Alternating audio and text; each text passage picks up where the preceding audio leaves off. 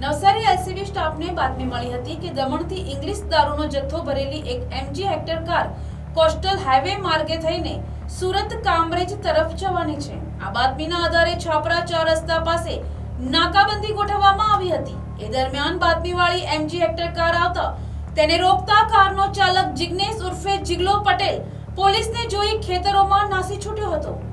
જ્યારે દારૂ ભરેલી કારમાંથી ક્લીનર તરીકે બેસલ નૈનિશા ઉર્ફે નેન્સી વનેશભાઈ ચંદુભાઈ પટેલ રહેવાસી કોચરવા વાપી જિલ્લો વલસાડની ધરપકડ કરી છે।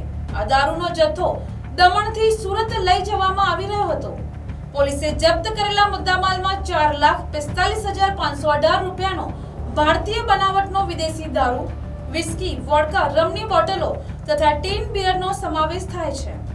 કુલ 1182 નંગ દારૂની બોટલો અને ટીન જપ્ત કરવામાં આવ્યા છે।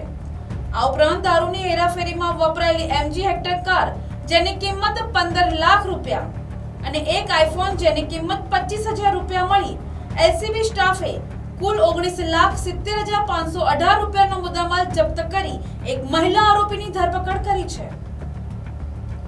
આ કેસમાં 5 આરોપીઓને વોન્ટેડ જાહેર કરવામાં આવ્યા છે।